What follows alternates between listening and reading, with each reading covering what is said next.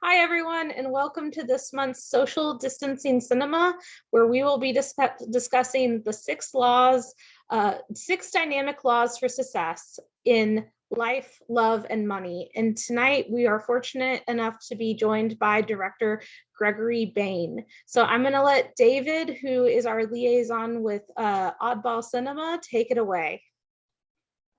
Thank you, Hannah. As Hannah said, I'm David. I appear as David L. on the Oddball Cinema website. And we began social distancing cinema in March of 2020 in response to the pandemic. Before then, we showed movies in local libraries, and we enjoyed having the in-person discussions.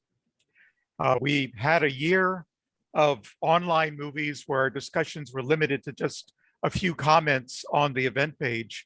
But then we started this partnership with Beatley Library in Alexandria, Virginia, for anyone we haven't told yet. And we have these monthly Zoom discussions. The first one was in February of last year. And we had just planned to have a discussion among the members of the club and any library patrons who wanted to join us. But I had a vagrant thought. Why not ask the director of the film if she wanted to join us? Send her an email, and her response was, well, the pandemic has me stuck at home. So yeah, I'll be happy to join your session. And that has been the almost word for word answer from half the people I've gotten to join these sessions who are filmmakers. So I've picked almost all the movies for social distancing cinema for the past 2 years. That's 3 movies a week. And in October, because we have a particular love of horror in this club, 31 movies every October. So I watch a lot of movies, generally about 50 a month all the way through. And there's another 20 or so that I give up on in the first 5 to 10 minutes because I can tell they're trash right away. So out of all that, I really liked, I try to take my favorite of the independent films, of course. We've not been able to get Spielberg or De Niro to join one of these sessions, but I take one of my favorites and see if I can get some of the filmmakers to join us. And I've had an amazing run of success. A lot of these people are just very happy to join us. So you are now one of them, and I really appreciate it, Gregory, that you're here. Hey, so thanks for having me. I, of course, by putting it on our social distancing cinema and our monthly discussion, it means it's one of my favorites that I've seen recently. So that's my opinion of the film. I'd like to say you are both writer and director. I wonder what inspired you to write this story, and in particular, is there any chance it's related to actual events? No, not related to actual events, but well, I started with, I wanted to do something that felt noir, but then I have a very goofy sense of humor, and I'm a big fan of the late great Peter Bogdanovich. I was always inspired by his films like Paper Moon and What's Up, Doc. So there was sort of this screwball bit that came into it, but it came with the idea of I was trying to figure out how do you do something original feeling in noir and in a crime caper movie. And then I sort of was thinking back to when I was in high school, and I had come across in my early 20s, all these the self-help books like Think and Grow Rich and How to Win Friends and Influence People. And I was always struck by how they kind of all sounded like they were written by the same person. They had this very particular voice and tenor. It was very much like this, when were those? I think they were written sort of in between the 30s and 50s. And anyway, it just had this salesman-y voice, and that came to my mind, and I just started writing this like book voiceover. And I thought, oh, it'd be really funny for someone to go on kind of a weird treasure hunt, while also, but all the clues are in a self-help book. And then oddly, the self-help book, the whole journey is a like sort of self-realization journey for the protagonist. It was an odd pairing, and I guess I was attracted to that idea that like self-help, crime caper, screwball comedies, noir. Like I just liked the idea of trying to do something that was a mesh of all these sorts of things. Right. I really like the hybrid of genres. The comedy noir is already a weird concept, but the voiceover passages from the book, they become the Greek chorus that illuminates the plot. I really enjoyed that part. Okay. So this is going back to Sophocles. I'm disappointed that none of the actors could join us, because you have a remarkable cast in this film. Yeah. They make the movie come alive.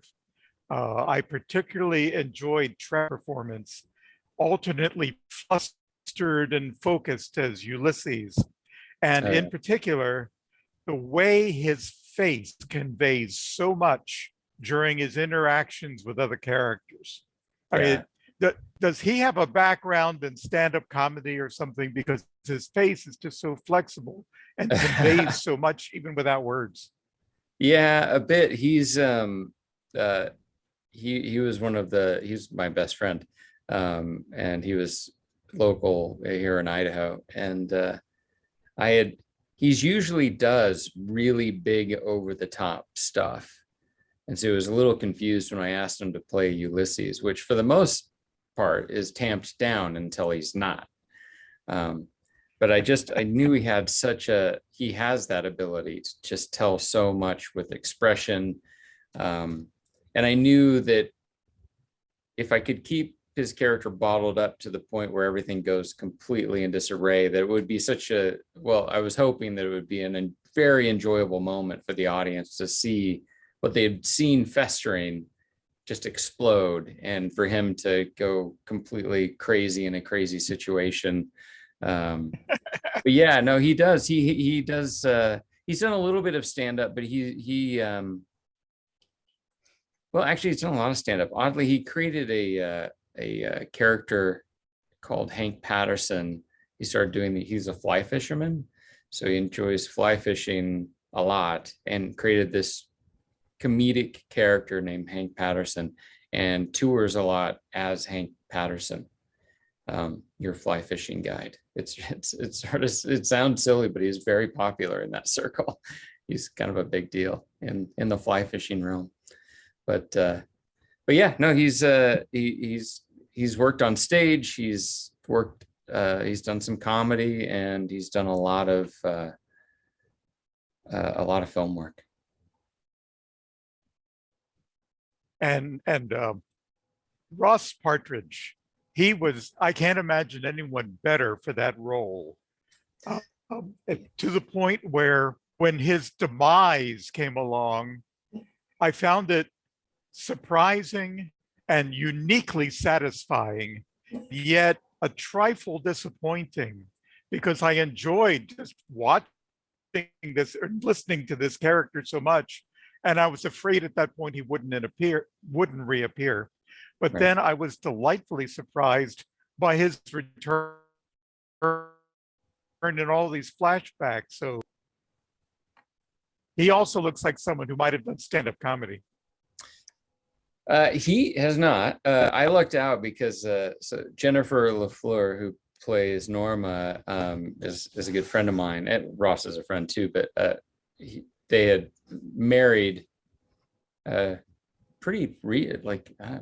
was it months? Maybe it was a year before. No, it was months before the film. Anyway, I thought he would be amazing for the role.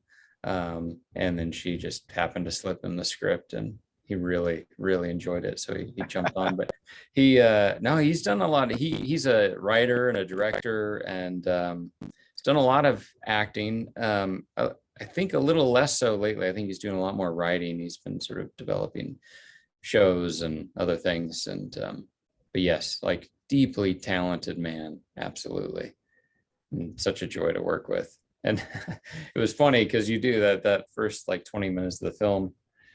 He got to set and he was like, God, I thought you were going to cut this one act play that takes place at the beginning of the movie. It's like, no, sorry. You had so much dialogue. I'm going to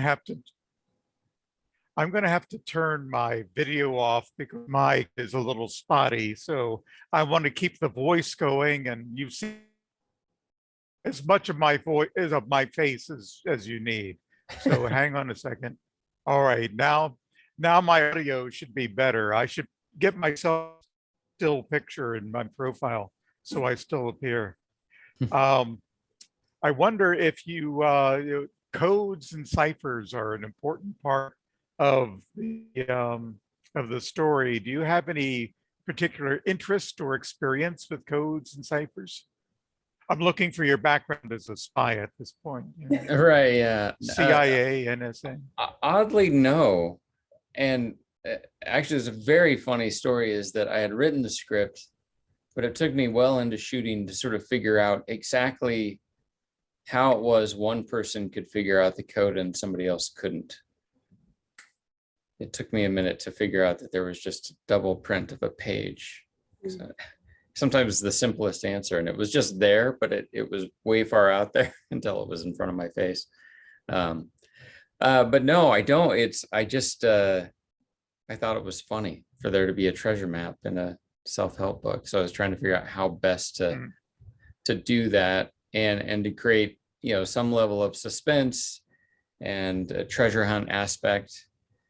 I mean, I've had the movie, somebody told me it was like, it's a mad world meets, gosh, what was the other one? Maltese Falcon. Something like that. It's just goofy. But no, I don't. Unfortunately, I'm not as adept with codes and ciphers as I should be. I sort of was winging it and just hoping that it carried through and that you accepted it and we could move on.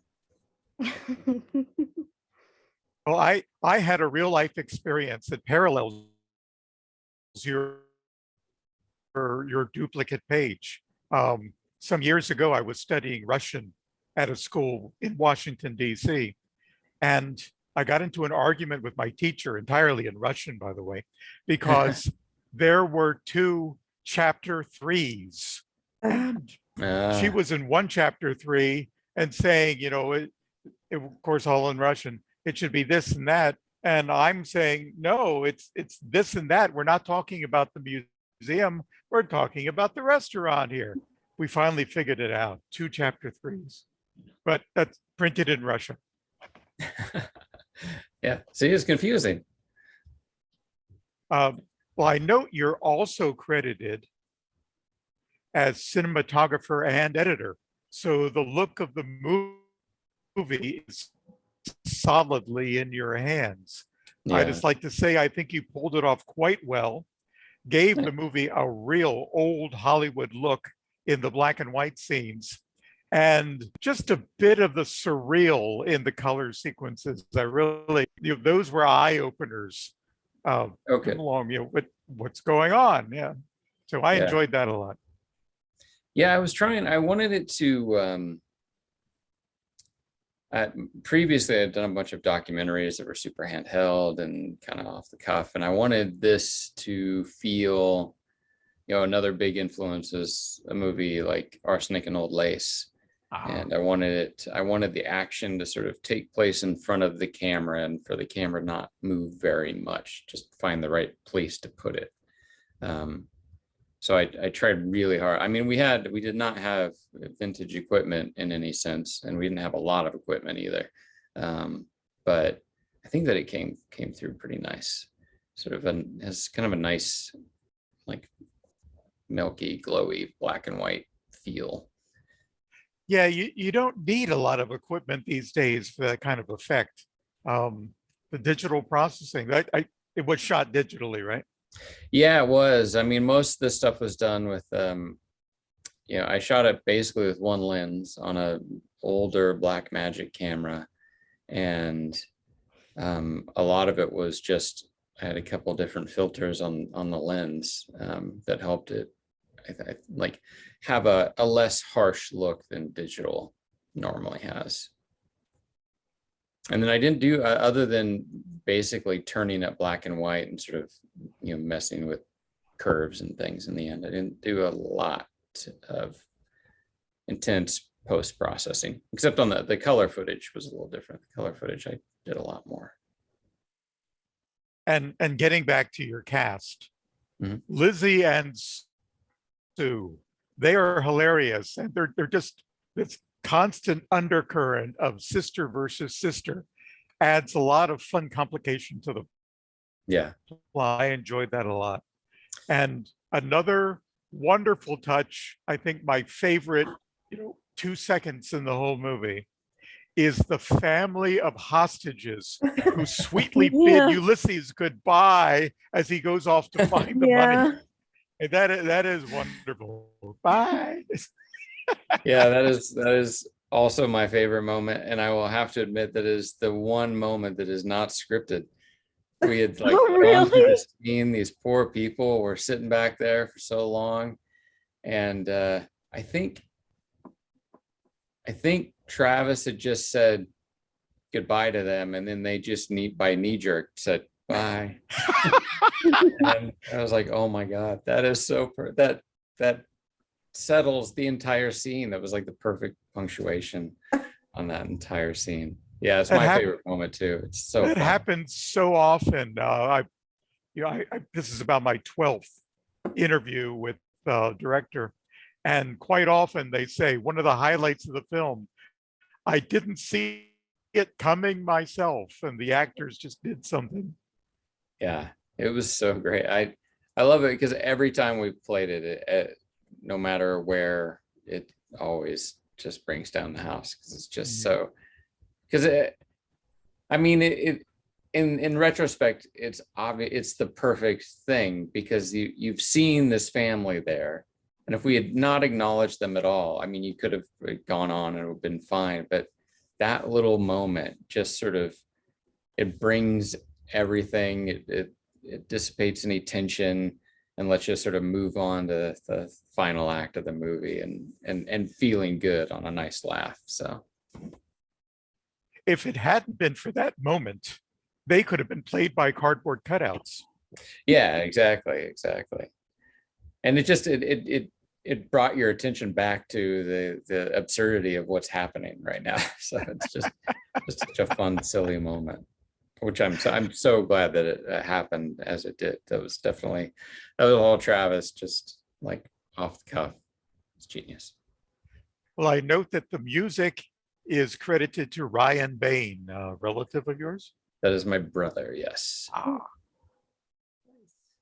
Very talented person. And when the book is turned to the back, on screen, there is a portrait of the purported author. I wonder, is that anyone in particular, or is that just a photo you grabbed? It's me. Ah, you've got more beard there. I was wondering if that was you. I had more beard, more hair. Yeah. Oh. Okay. I did. Always looking for the director's cameo. Another Hitchcock. That was mine. Well, I have to say I enjoyed the movie. It's a fun bit of fluff with really good characters in it, and that's really about all the questions I have for you. So I'd like to invite our other participants. Any questions or comments you want to make about the film? Please do. I really liked the fact that, I hate those self-help books, and it is like they're written by the same person, and the main character tries to implement its wisdom but fails to do so because he's so timid. But what the book is successful for is getting him into deviant hijinks, which is like the opposite of what these self-help, like these positive, like good vibes only, Tony Robbins, snake oil salesman kind of types, is trying to, the opposite of. So it's like very satirical to something that I, that's just absolutely ridiculous in and of itself. So I enjoyed that. Oh, good. Well, on top of that, every time he tries something that fails, the subsequent chapter tells him that doesn't work because Right. Well, you need all 6. it's like the book knows where he's going, which I think is the whole concept of the book. And you're not going to get there unless you do it exactly this way. Yeah. But well, I mean, it was styled a lot after, I mean, the one thing about a lot of the self-help books is that you can sort of boil them down to basically those points that are in the 6 Dynamic Laws fictional book. I mean, they're very simple, sort of basic ideas. So that's what I thought was funny about it, and just a way to, it also felt like a way to root the movie in an interesting way, and in a way that sort of speaks to nostalgia in an interesting way. Because obviously the voice has this very sort of, it doesn't sound modern. It doesn't sound like it was written any time recently. So I like that. I'm old enough to remember stuff like that. Even in high school, when they'd show a movie, there would be this voiceover. If you want to be a scientist, you'll have to do this. Yeah. Mm-hmm. Yeah. Exactly. That was another inspiration, sort of narration from those like old industrial films, from the like 60s and 50s that they made like an industrial film for everything. And yeah, always had this like very distinct white male confident voice. And I just find it funny. So I thought, I'm going to go with that.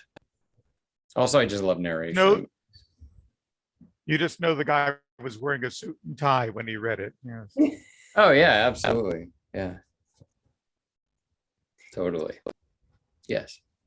So I loved the film. I loved everything about it. I loved the way it was written. I loved the black and white. But I want to ask you, what is your favorite moment of the film? Do you have a favorite moment? Well, I definitely like the one we talked about. I think that is my favorite moment. I mean, hopefully it feels this way. I think my favorite thing in the film, and because I wasn't sure it was going to be possible, in that scene with Ulysses and the sisters, of like really sort of making these two characters fall in love in a period of like 10 minutes. And I think it works. And so I love that moment. I mean, there's a lot that I really enjoy. I just because everybody did such a great job. I love the kid who's no longer a kid. He's in college. But it's, I think there might be, I don't know if that's an ego, if you really like a lot of moments in your own film. I just find the people I thought the actors just really, you made those characters just come to life in a way that I was hoping, but but was also surprising and fun to watch. But I love the scene with Ulysses and the sisters. I think it's just goofy and fun and sort of kind of plays directly to my sense of humor and sensibility, and slapstick and all the things that I like. So yeah. I like how the actors like the kind of like cliche noir, but they did it so skillfully where it's like the right amount of like, it's like being satirical, and not just like, you know what I mean? Like it was like really well done, the way they kind of like was the middle ground of, Oscar winning and like kind of like making fun of, that kind of thing. Yeah, I mean, the whole thing is like tongue in cheek, and I wanted Yeah. to write a line with it. I wanted the characters to feel rooted in some level with all the absurdity going on, but I didn't want to get too far into realism because that would destroy the tone of the movie, I think. And I didn't want to get too far the other direction because same problem. But yeah, it was one of those things where I think just we had no money and not a lot of time, but I think a lot of people, especially the talent in front of the camera, was really dedicated to the idea and vision of the film, which I think is what caused that to happen. That they just I think they saw the overall vision. I think they saw some of the inspirations. Like the sisters are totally my arsenic and old lace aunts, right? And it's like so it's just kind of all these sort of elements that came together. And but anyway, yeah, I'm glad that it worked for you. I'm glad that it was enjoyable. And you just happen to know a lot of these people, like like they were, yeah, basically all friends. The only, I wrote, actually, yeah, I essentially wrote the roles for all the character, for the sisters, for Travis, for Ross and Jennifer. The only one I didn't have, and I had to go through about 40 auditions to find the kid. I didn't know a kid that was going to be able to. And when I met him, he was 15 at the time, but he looked younger. And he was basically is exactly how I described the kid in the script. And he was just had a like naturally sullen disposition, and got really into it and could take direction, and he did a really, really nice job. And his parents were great too. They were, because they had to spend a lot of time when we were shooting his stuff, and they were like just chilling out, not doing any weird, stage parent thing. They were just hanging and enjoying. Yeah. Very, very, very nice people. They weren't panicking when they saw him handling a firearm. Yeah. No, well, luckily none of the guns were real. So I was like, I don't want to. Again, we have a lot of money, and I'm like, I want to make sure that these don't even fire. They're just pure prop guns. Did you add in like a sound effect later or something? Or yeah, everything was added. Yeah, all the sound effect, little bits of smoke and all that. They weren't even blanks or anything. No, yeah. No, I didn't have a lot. Again, no time, no money. I didn't want to put anybody in danger. Yeah. Good for you. So they're literally just completely prop, non-fireable guns. Yeah. Which made me realize, really, yeah, you don't need that, like, especially now with, the effects that I can do on a laptop, prove that, you don't need a real gun. And there's several guns that look very real that just aren't. So. But yeah, no, they didn't freak out. So it wasn't real. Well, you had an amazing, company of friends, and it sounds like you just wrote the script with them in mind, and it was exactly what you needed. Yeah, they make the movie.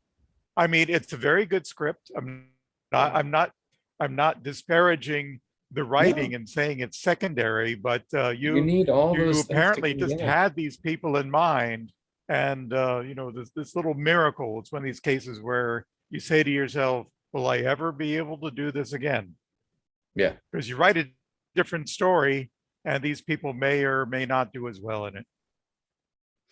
Oh yeah, no, it was pretty magical for it to all come together like it did, for sure. Perhaps artists attract artists. Maybe.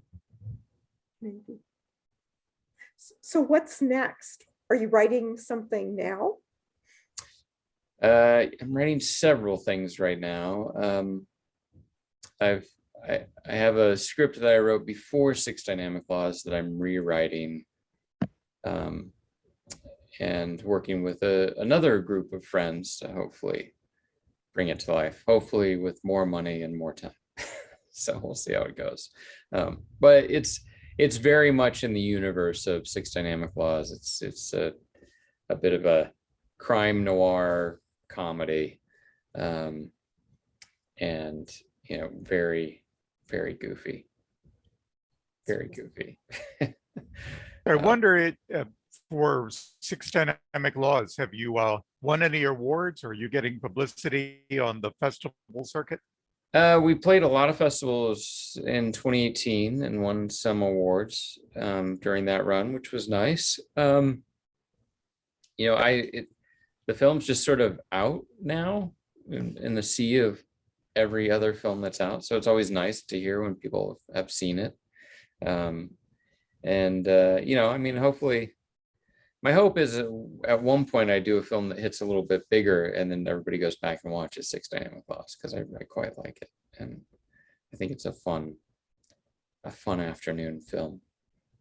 It really is the type of film that we at Oddball Cinema are in search of constantly. A very well-made film, but it just hasn't gotten publicity. It isn't seen by most people. In fact, whenever I mention it to anyone outside the club, the response is always, "I've never heard of it."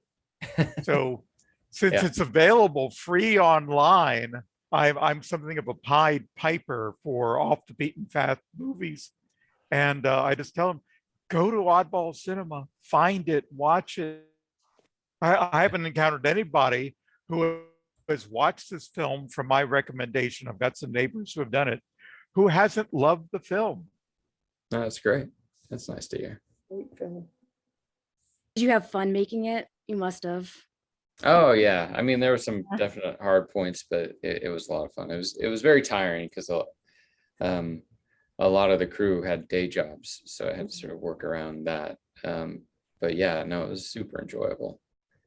Very, very enjoyable period of time, for sure. Day jobs, that would lead you to shoot a lot of scenes at night. Yeah, sadly. Which, well, actually, that worked for this story. No, it totally worked. It was just it was sad that some of our it felt like the days were really long when in essence they weren't. It was just that they had worked all day already. So when you get to about hour 5 or 6, it feels like you've been there for 13 hours, and it's a little rugged.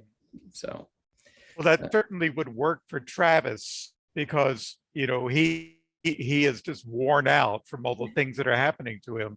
So for him to arrive on set already fatigued kind of adds to the performance. Yeah. Well, he's self-employed, so he was one of the luckier ones where he could juggle some things. But yes, it definitely it influenced the crew a little bit, but everyone lived through it. It was all good in the end.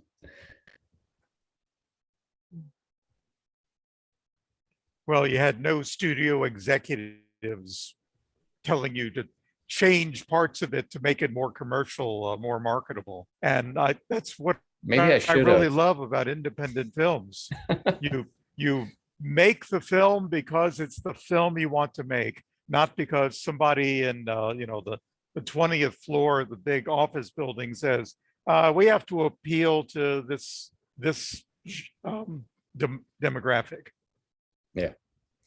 No, I mean, it was nice. It was absolute creative freedom, which is always very nice. So I did enjoy that as well, because you don't always get that, for sure. I keep saying for sure, which is something I don't normally say. So I'm a little, I don't know why that's happening. And considering all the bad news that we're all experiencing, for the past couple of years, it's delightful to see this fun little comedy. Well, good. Yes. It really is absorbing. It's absorbing. It takes your mind off the things going out in the world. Well, that's nice to hear too. Well, yeah, make sure all your friends know. If you haven't, go rate and review it. that always helps. That makes other people see it. But it We'll online. do that. I usually do that before the session, but I'll do that tonight. Yeah. Is, Amazon's good, IMDb, those things, that ratings and reviews on those tend to help for sure. Any other questions or? I think I've asked all that I can think of. Great. Well, it's very kind of you guys. Thanks for inviting me, and thanks for taking the time to watch the film. I'm so glad you enjoyed it.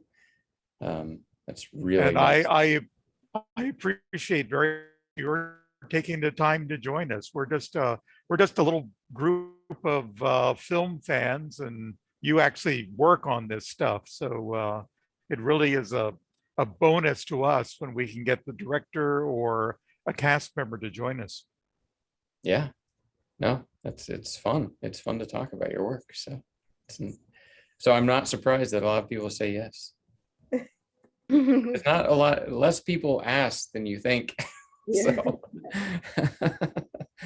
but well, great. Well, the thing is, my first invitation was accepted so readily that I, having no shortage of chutzpah, just been going and chasing down filmmakers, and yeah, unless they're the really big names, I can't get those.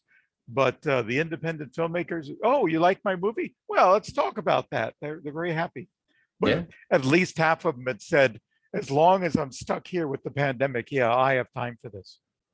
Yeah, absolutely. I'm afraid that if we ever get this thing under control and travel and work are no longer restricted, I'm going to lose a lot of these people.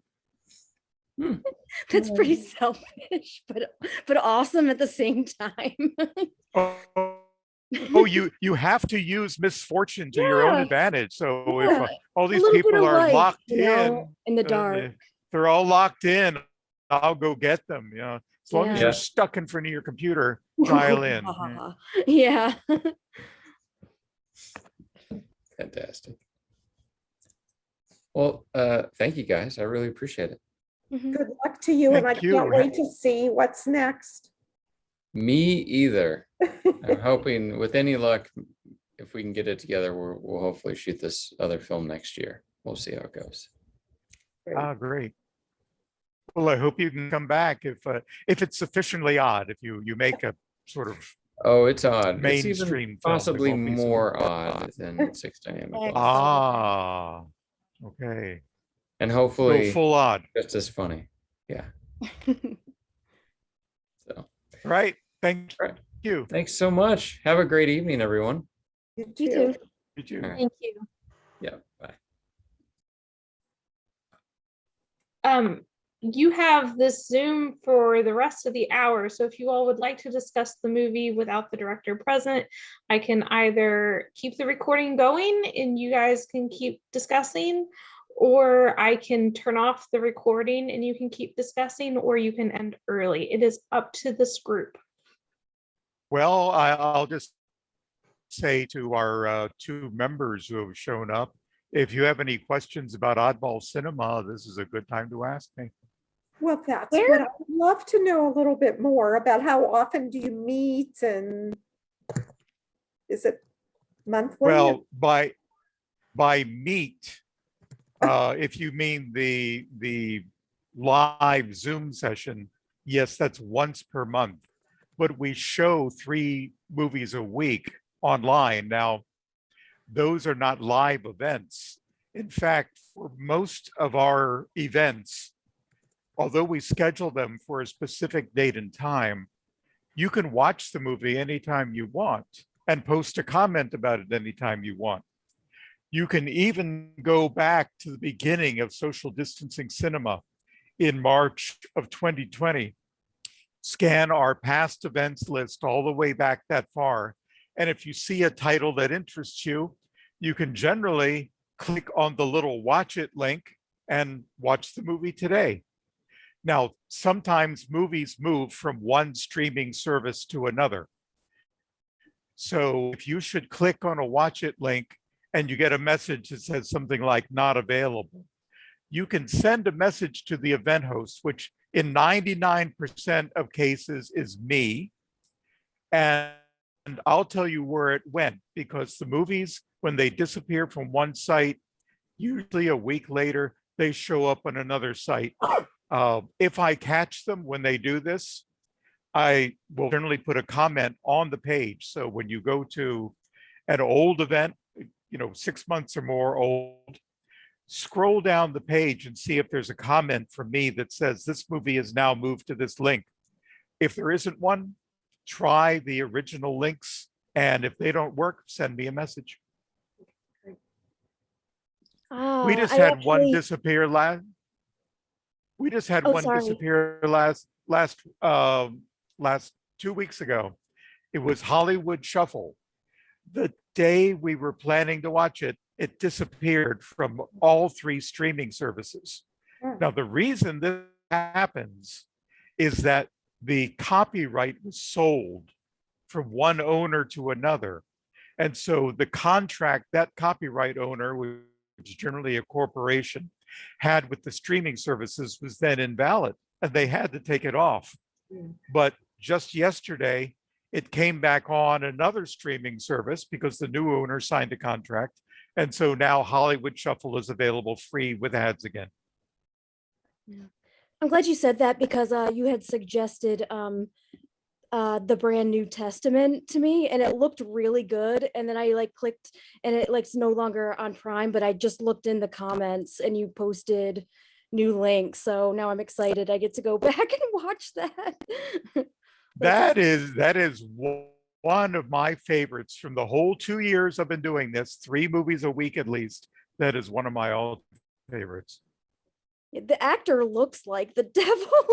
It's awesome. He does. He's got this pointy sort of hooked nose. Yeah, and he has a very evil grin.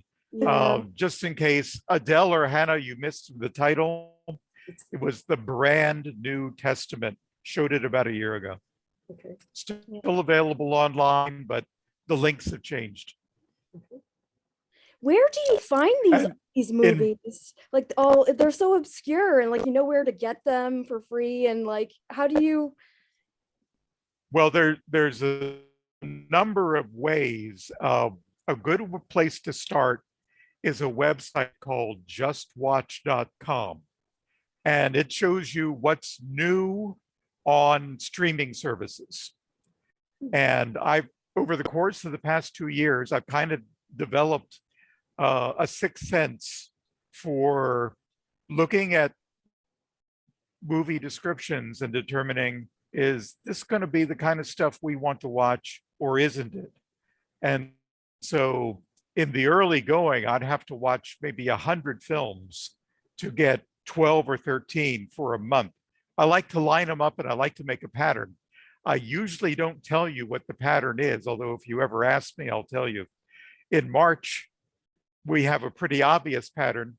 I have a whole set of Tuesdays of movies about the devil. And some of them are pretty depraved. Yes. But whenever I show something that I think is potentially disturbing or offensive, I always put a note in the film description. Know what you're getting into. This has this kind of stuff. Yeah. No, one of my favorites is Pink Flamingos. So it's the weirder the better. What's that face? Oh, weirder the better. Oh, we've got some weird for you. Yes. Excellent. Yeah.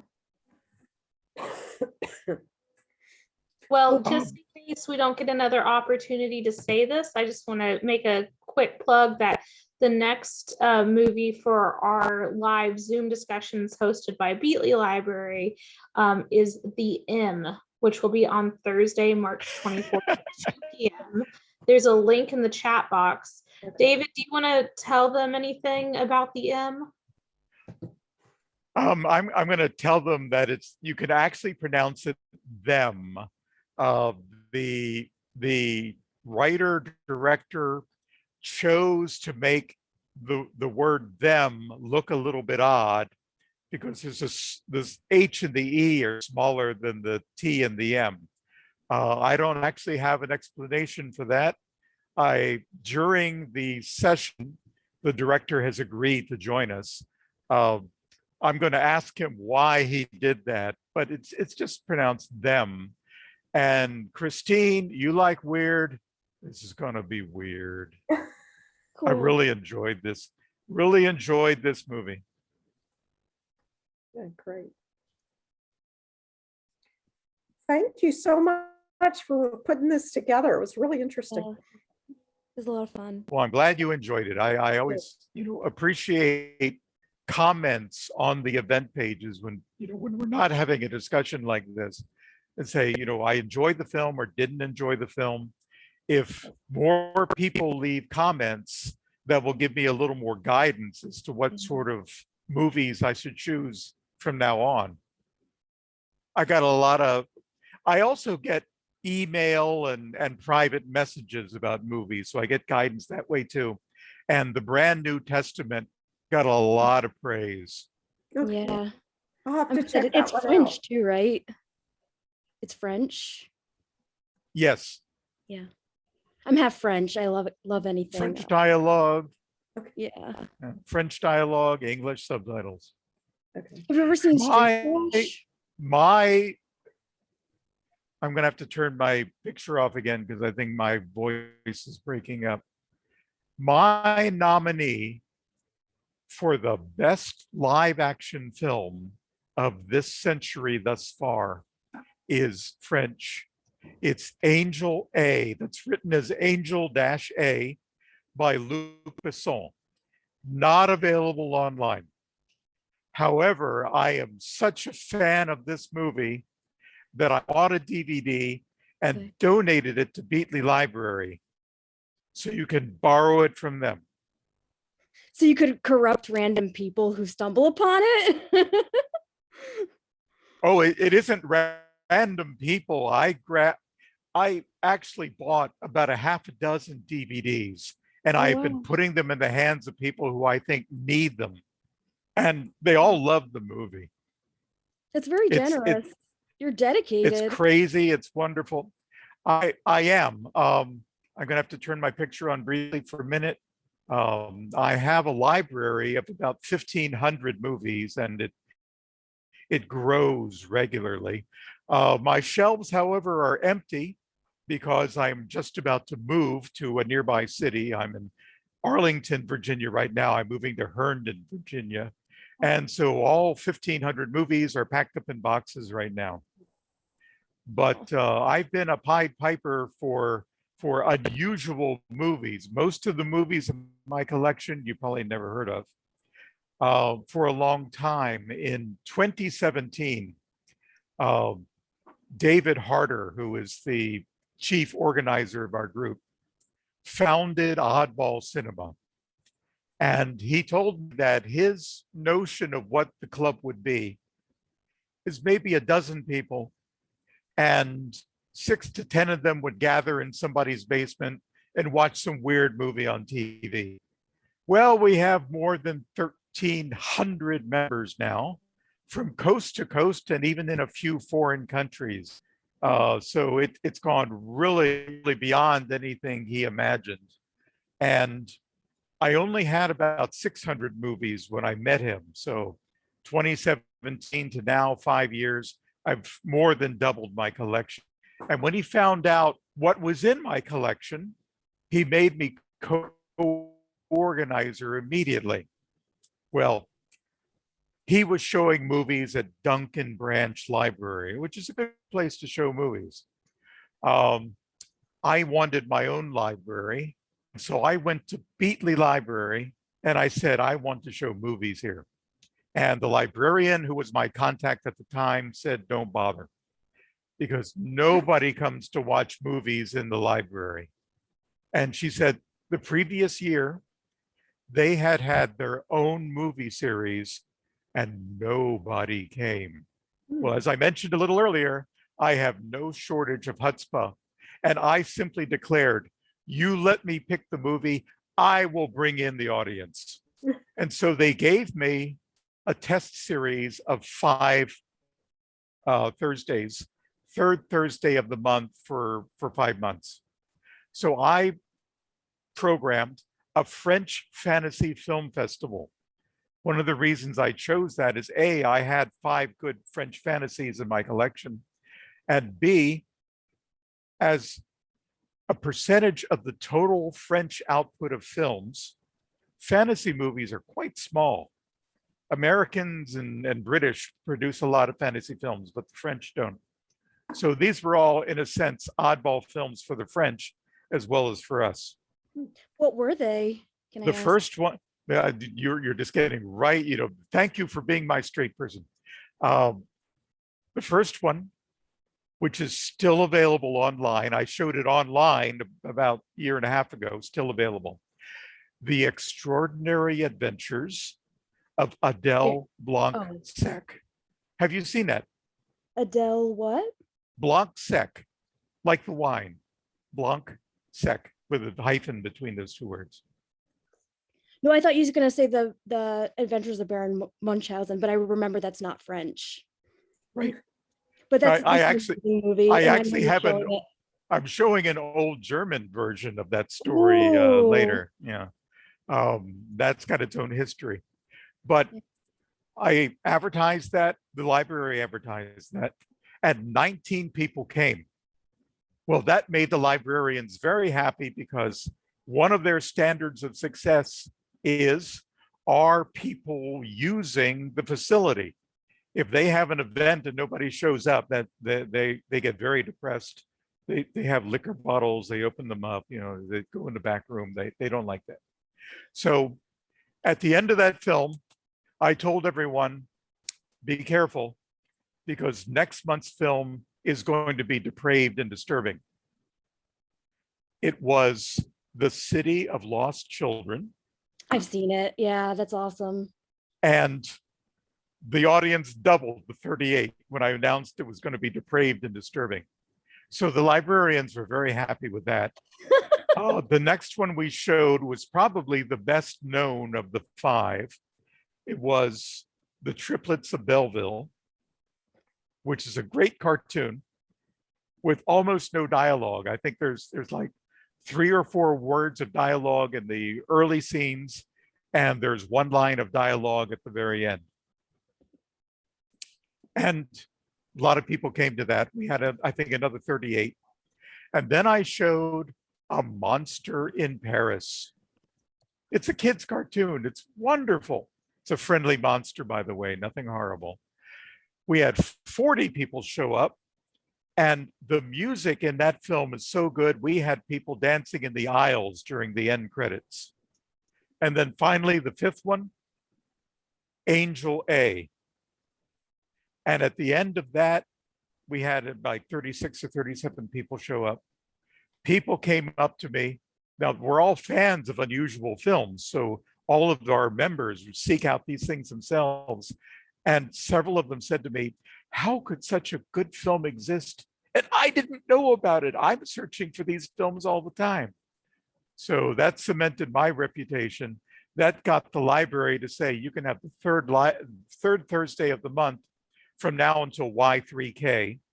That was in effect until the pandemic came along. And well, then we had to decide what we were going to do. And because I am retired and I have time, I can watch 2 or 3 movies a day if I need to. And I generally need to set up these programs. So I just said to the other 2 active organizers who work, I'll take over and I'll start showing movies. They occasionally chime in for horror movies in October, but basically I've been programming the whole thing since March of 2020. Well, thank you, David, for continuing to program for us and for being so flexible as we move to online spaces these last couple of years. We'll have to connect about if we can ever go back in person, but I love that you've been able to get the filmmakers and some actors for these discussions. I think it really enriches the program. So thank you for continuing this. And thank you, Christine, and thank you, Adele, for joining us tonight. Yeah, it was a pleasure. Thank you so much. Yeah, it was great. Thanks. And Christine, I saw you sign up for all the satanic movies in a period of about 5 minutes. I almost sent you a message. Pace yourself. Do you know what you're getting into? I have actually like a fascination with mythology in general, but like the idea of Satan, like he's kind of like the God is patriarchal, but like Satan had the tree of knowledge and actually gave knowledge, and the woman took a bite of knowledge first. And so like it's kind of like a feminist concept to me. And like it's kind of like turning good, like the idea of good and bad on its head, and like questioning like, is the bad guy really the bad guy here? Oh, you you're know? gonna love this series of films in March. Excellent. Have you ever seen The Red Dwarf, a French film from 1998? Yes, I have it in my collection. Okay, cool. I'm not a big fan. No, it's No. a little raunchy and like disturbing way. It is raunchy, and we showed Notzilla a few months ago. In fact, it was our monthly discussion during October. It's a parody of Godzilla films, and It's not Zilla. yeah, Notzilla. It's our October Zoom session, which was recorded and is available to watch. The Zoom session's very entertaining, as well as the movie. But another member of the club and I both complimented the director that you made a clean film that isn't offensive. It's just fun from beginning to end. And we really appreciate that. You know, I will watch anything. I've got titles in my collection that'll make your hair stand on end. And if you ever want to know, I keep it all in an Excel database. You can send me a request, I'll let you see it. But some of these movies, you know, even you with your satanic fascination are probably not ready for. But I'll watch anything, but whatever you show in terms of gore or violence or sex or vulgarity, it has to be appropriate to the story. And it has to be a good story.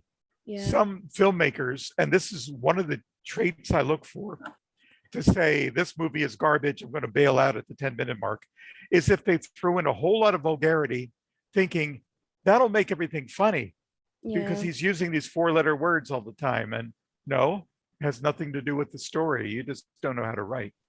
Yeah. And I say that as a former English teacher. All right, so we're just about out of time for tonight, but thank you all for joining us tonight. And I hope to see you at our next film discussion in March. Okay. Yes, I'll do that from my new home, and hopefully I'll have a better connection. Okay, thank All you. right, everyone. Have a good night. Good night. Thank you.